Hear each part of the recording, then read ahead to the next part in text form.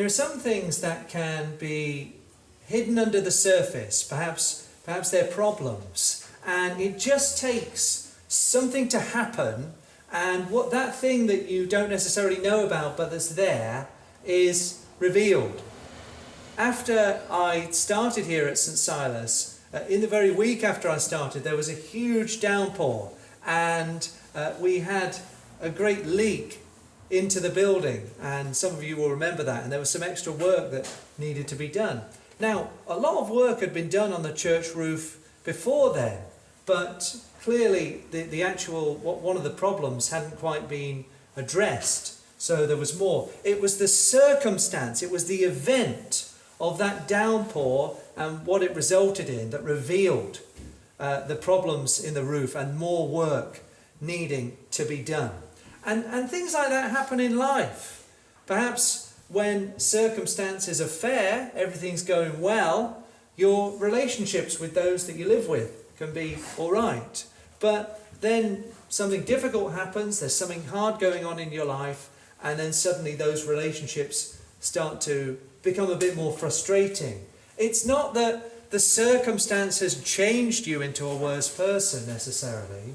It's often that the circumstance or the event that's happened reveal what's going on in here. I certainly experienced that when I became a parent. I think I thought I was much more patient than I was, and then I had a child, and my impatience was revealed. So a change of circumstances can reveal what's under the surface. Last week I spoke to you from 3 parables of Jesus. And in those 3 parables of Jesus, and I'm talking about Mark chapter 4 verse 21 to 34, in those 3 parables of Jesus, you see that the gospel, that is the message of salvation and the change that Jesus is going to bring about in the world and in people's souls, the gospel, for the most part, at this point in Jesus' ministry, is hidden. And yet Jesus says in those 3 parables that hidden gospel is going to be revealed. So it's hidden like the light that's under the bed and that will be put on the lampstand so that everybody can see the light. It's hidden like the seed that's sown in the ground that takes a while to grow before it comes out of the ground. It's hidden like the power in the mustard seed that's small but then grows into a great big bush. So Jesus says that the gospel is hidden, but that it will in time be revealed. And then after Jesus tells those parables, he tells his disciples that he wants to get into a boat and go to the other side of what's called the Sea of Galilee. Now the Sea of Galilee isn't a sea, it's a lake, but it's so big they called it a sea. And something happens, something potentially catastrophic as they're going across that Sea of Galilee. A huge storm comes up. And what we see in this account at the end of Mark chapter 4 is something hidden being revealed. We see something about Jesus that's under the surface, that in the circumstance of that storm on the Sea of Galilee, something hidden about Jesus is revealed. But we also see in that crisis, in that challenging situation, we see something about the disciples that's hidden, that is also then revealed. And so we see that the hiddenness of the gospel, what it is and what it does, begins to be revealed in a crisis, in a trial. And so there are some lessons here for us. We're going to sing a hymn later on, Will Your Anchor Hold in the Storms of Life?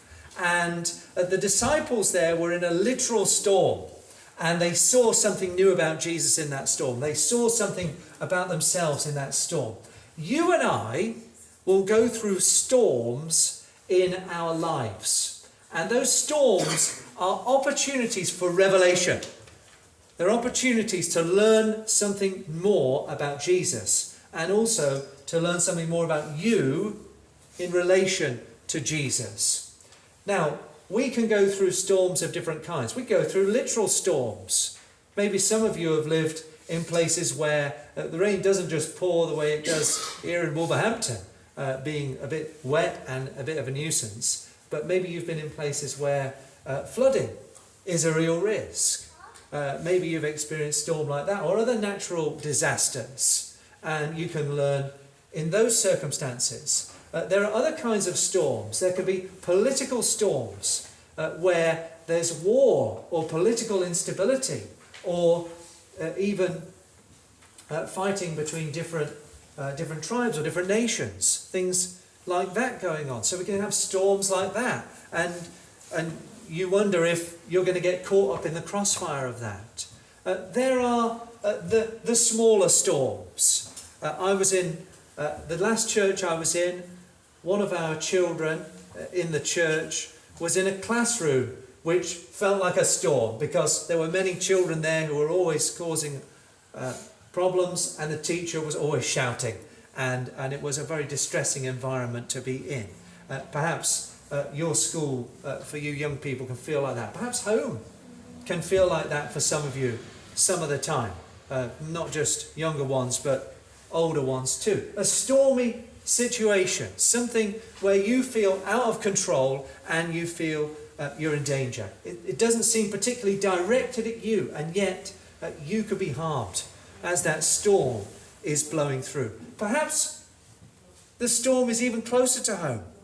Some of us can have minds that seem not to behave in the way that we want them to. You can go through periods of depression, or periods where you're up here like this. You can have challenges like that. So the storms of life are a reality for each one of us. And there will be some of you today who are in the midst of a storm, and there will be some of you who are experiencing some of the calm, maybe after a storm, or maybe a period before a coming storm. But they're real. What we learn from this passage, which we're going to look at together this morning, is that those storms of life are opportunities. They're opportunities for you to reflect on what you really know of Jesus, and they're opportunities for you to learn more about what you really think of Jesus, because that's what we see in the lives of these disciples here. So my intention is to go through the passage that we're looking at together this morning, Mark chapter 4, verses 35 to 41. And I almost want to go through it twice from two perspectives. To look at this passage and say, what do I learn about Jesus from this passage? What does this crisis reveal about him? Because he is the one that this gospel is all about. The beginning of the gospel of Jesus Christ, the Son of God. That's how Mark begins. What do I learn about Jesus? And then, what can I learn about me in relation to Jesus? So first, the storm reveals Jesus.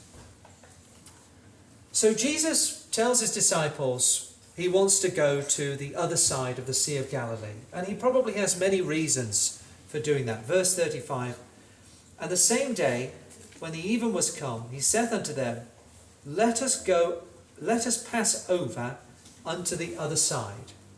So Jesus has been teaching the crowds. He's been giving them his parables. They're all pressing forward because they want to hear his teaching. They want to experience his miracles. And perhaps one of the reasons that Jesus wants to pass over is so that they can get some rest. Perhaps another reason is so that the crowd he's been talking to can digest the teaching that they've received, because you can't just keep binge eating the teaching of the kingdom. You've got to reflect on it, think about it, consider it. And perhaps he wants the crowds to die down a bit, maybe so that when he returns, it's a bit more of a select group. Those who are coming to him are those who are genuinely interested a bit more. There could be a number of reasons. So they get into the boat and they start to go across the Sea of Galilee to a region that is populated by non-Jews. And we're going to hear more about what happens when he gets over there, God willing, next Lord's Day. But as soon as they get into the boat and the motion of the boat starts, Jesus lies down on a pillow and he falls asleep. And then a great storm comes up.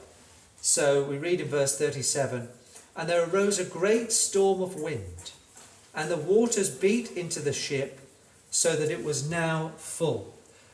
Jesus was in the boat with trained fishermen. And they were not just trained fishermen who were fair weather fishermen. This was their profession. So they went out at different times of the year, and they needed to go out, even when it was windy and stormy and choppy, to go and catch fish, because that was what they lived on. The Sea of Galilee is a particularly stormy lake. It's one of the lowest points below sea level in the world. It's the lowest freshwater lake in the world, and I think it's 215 meters below sea level, 650 feet, something like that. So it's very, very low down, and it's surrounded by hills. And so it is a place where unpredictable weather happens, and the disciples will have experienced that. And yet this must be something else, because we see that the water is coming into the boat, and also that the disciples are panicking, because when they rouse Jesus, they say, Master, carest thou not that we perish? So they're afraid of their lives. If that boat is sunk, there's no chance that they're going to make it alive to shore. This is a serious storm. And yet Jesus is still asleep. Now, this isn't the main thing I want us to notice about Jesus here, that there's more of him revealed. But how is it that Jesus is asleep in the midst of the storm? Now, I don't think that his sleep is a miracle of God in that sense. I think it tells us something about Jesus. So Jesus has been working very hard, so he's exhausted. And that's certainly one reason why he sleeps. But we all know that even when you're extremely tired, sometimes it can be hard to sleep. And I think that the sleep of Jesus, the deep sleep of Jesus, even in the midst of the storm, speaks something of the peace that he had in his human soul. Jesus had already noticed that people were hardened to his message and that they weren't understanding his word. Jesus already experienced some of the hardship and saw some of the sin of the world into which he had come. Jesus also began to experience the opposition of his enemies.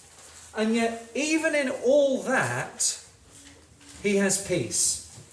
He's not struggling with extreme anxiety in that moment.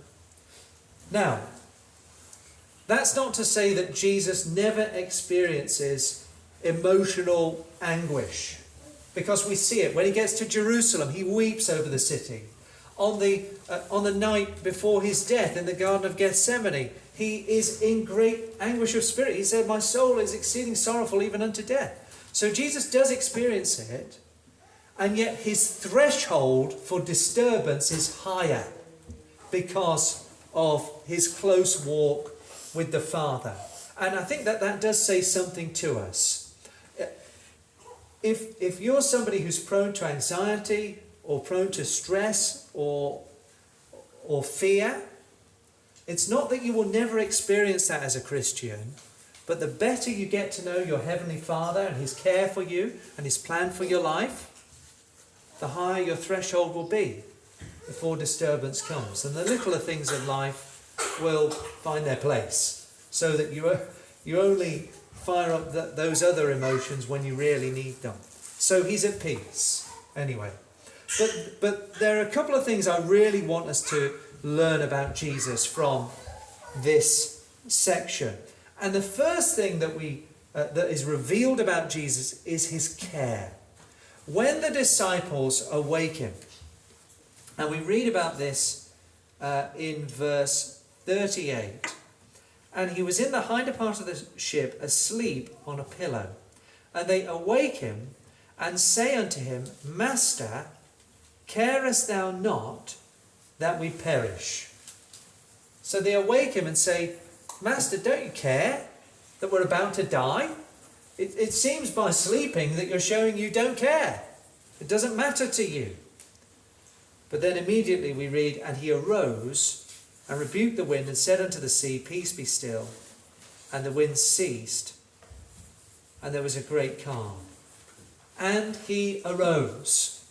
So Jesus shows them that he cares, because when they come to him wondering whether he cares for them in that situation where they're about to perish, Jesus demonstrates his care for them immediately by what he then does to still the storm.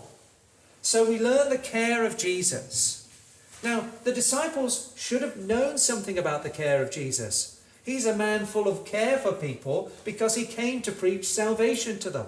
He's a man full of care for people because he came to heal and to cast out demons. He's a man full of care because he shows great patience with those who haven't understood his message yet.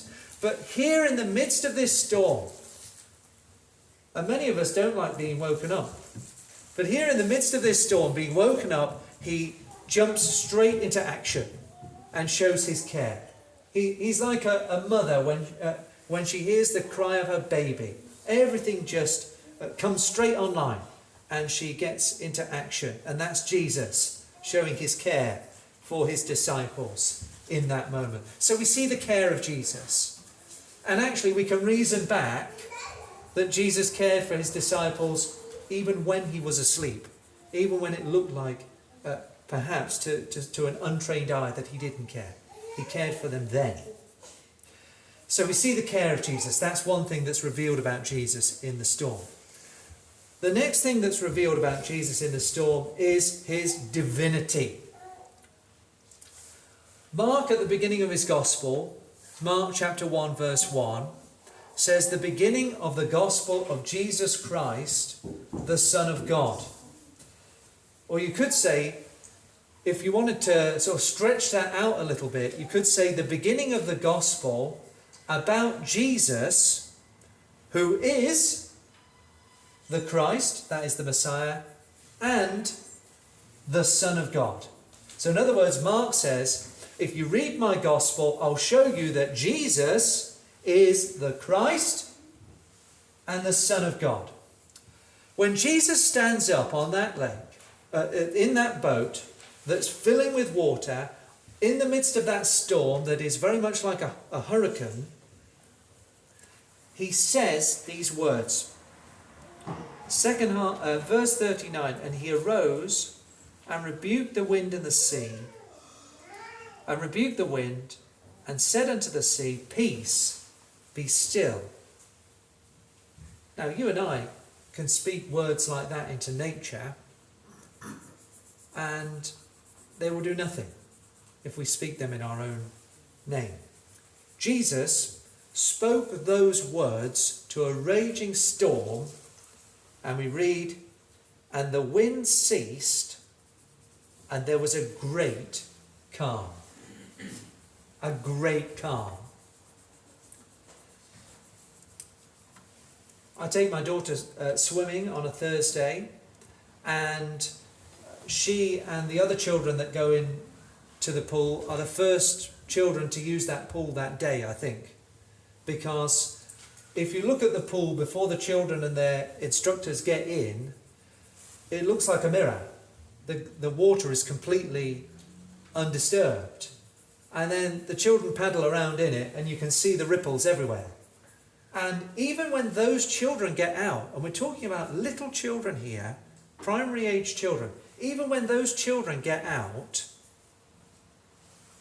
you can still see all the ripples in the pool. And they don't die down before the next children get in. And I'd be interested to know, if I didn't have other things to do, I'd be interested to know how long it takes for that body of water to come to a standstill, to come to complete calm. Jesus spoke to this huge storm, and immediately the surface of the huge Sea of Galilee looked like that mirror. The clouds separated, the sun came out, and you could see your reflection clear in the water. Only God can do that. Only the God who separated the waters under the heaven from the waters below the heaven, above and below, could do that. Only the God who separated the waters to make the dry land appear could do that. Jesus is showing that he is divine.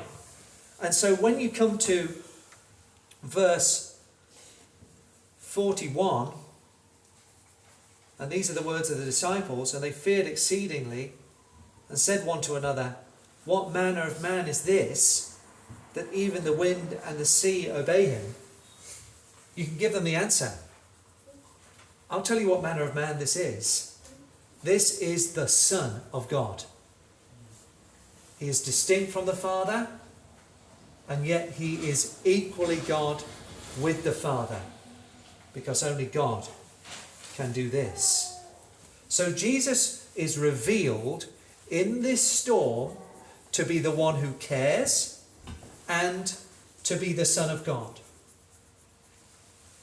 Consider that. When Jesus said to his disciples at the beginning, "Let us pass over unto the other side," as the Son of God, he knew the storm that was about to come. What that says to you and me is, and I want you to imagine this. What's the latest storm you've experienced in your life? Or what's one that you feel could be coming? Jesus has said to you, let's pass over. In other words, I'm going to lead you into this storm, but I'm also going to lead you through it because I'm the Son of God. I know what's coming in your life, and nothing that I have put into your life is an accident. The one who has said to you, "Let us pass over unto the other side," is also the one who sometimes may seem like he is asleep in the boat. Because you're in the midst of the storm, perhaps you're feeling the turmoil of your circumstances, or things around you seem out of control and you feel in danger, or you feel you're going to sink because of what's going on in your head, whatever it is. You're in the midst of that storm and you feel like you're trying to shake the Lord awake to help you, and he's not. He cares. He cared about these disciples when he was asleep. He had a purpose in making them wait and in letting them see him at peace when they were not. And he cares for you the same. He has a reason why you're going through that storm. Now consider that Jesus says, "Peace, be still," to that storm on the sea. He's the Son of God. In your situation, in my situation, whatever your storm may be, Jesus has the power to say, "Peace, be still," and there can be complete calm straight away. What that means is you can go to him for help. But what it also means is, if the help doesn't come straight away, the Lord has got a reason. And his reason is bound up with his care for you. Now that reason may have something to do with the fact that he's got something to teach you in the midst of your trial. That reason may have something to do with the fact that he wants to reveal in you how you really feel about him. And that's what I'm going to come on to the next point. So he has a reason. But also, if you're a Christian, remember that the word he starts out with the disciples is, "Let us pass over unto the other side." And that's a word to you and to me. If you're a Christian, there is another side. There is a place that you're going to get to where there will be no storms. Now that's heaven, of course, but he may even give you a measure of peace in this world as he did with those disciples in the boat. But if you're with him, ultimately you're safe, even if there are difficulties along the way. So what do we learn about Jesus? We do learn about his peace of soul, but primarily here we learn about his care and we learn about his divinity, that he is the Son of God. Now, what may be revealed about us in the storm?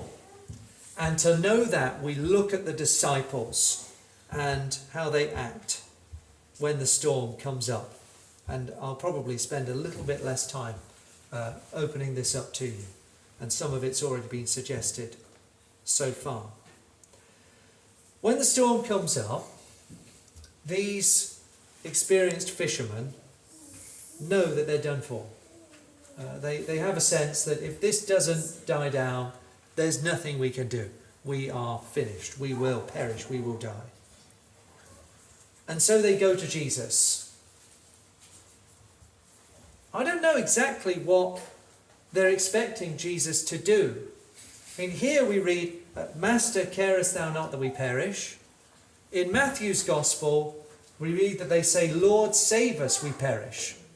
Now, so in Matthew, it seems, I don't think those are contradictory. They probably said both. In fact, I'm sure they did. But certainly the emphasis here is on their concern that Jesus doesn't care about them. So they've seen a lot of Jesus' goodness so far. And they've seen his goodness to them. And Jesus is the one who, do you remember when he called all those disciples to himself? And he was up a mountain or a hill, but he called those ones especially close. And he said to them, I'm going to train you up to be my preachers and to do the miracles in my name that I'm doing right now. He did that.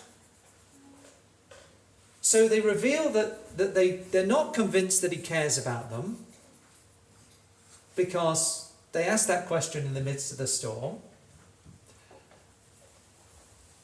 And they also reveal that they don't believe his word. Because if they believed that he was going to ordain them to be his preachers and apostles, then they wouldn't be afraid of death, because they haven't started preaching yet. So their unbelief about his care is revealed. Their unbelief about his word is revealed.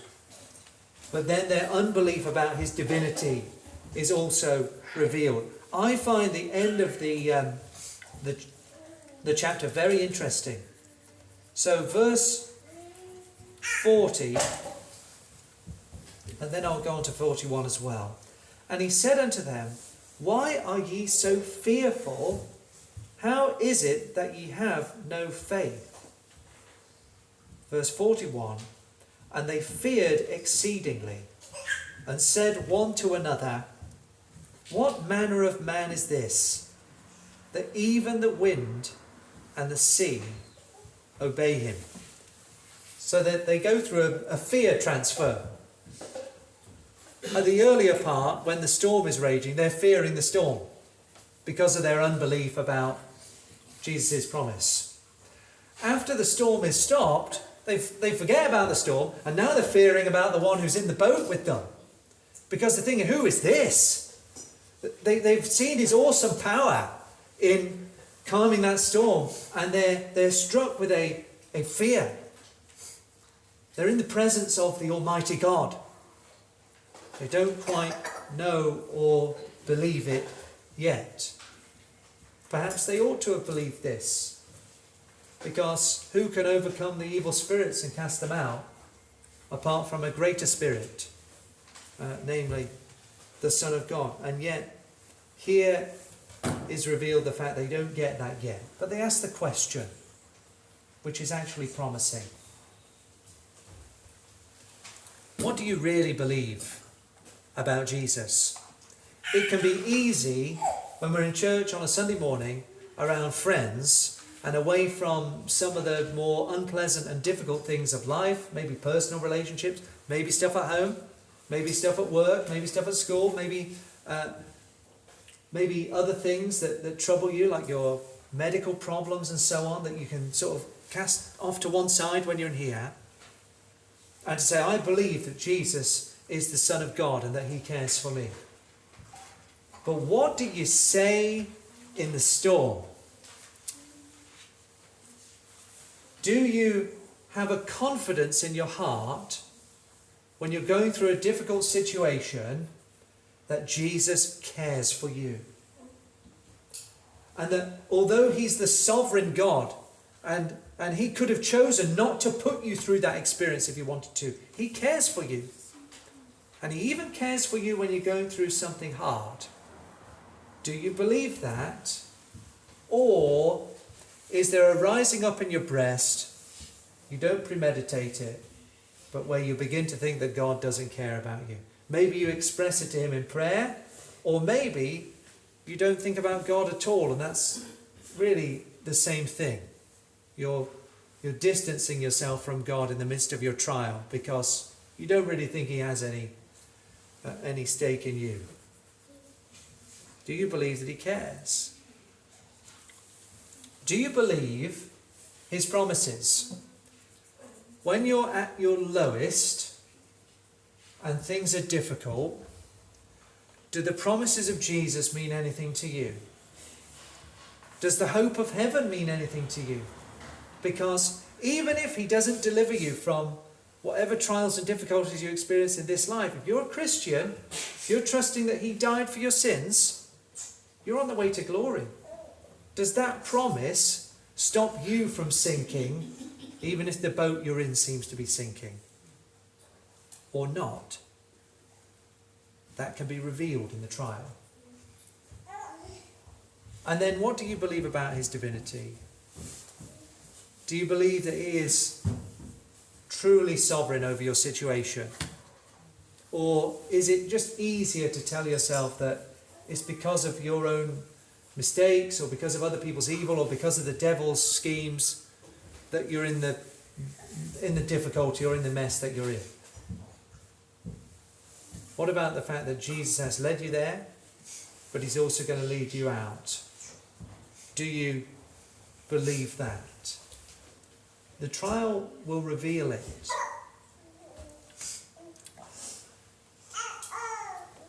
So, in the passage before us, we learn some things about Jesus, and I want you to bank these.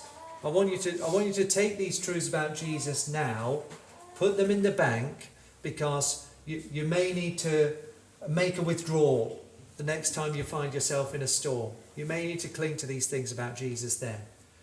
You learn here that he cares for you, even when it may not seem that he does, or even when it seems that he's inactive. He cares for you, just as he did for these disciples. And when you're in that trial, you can know that. But you also know that he's the Son of God. He has power, both to lead you into a difficult situation, but also to keep you in it and to bring you out. And may we hold on to those, so that next time we find ourselves in the storm, what we see in ourselves is not the unbelief that Jesus reproved here when he said, "How is it that you have no faith?" But may Jesus see in us faith that he will commend. Amen.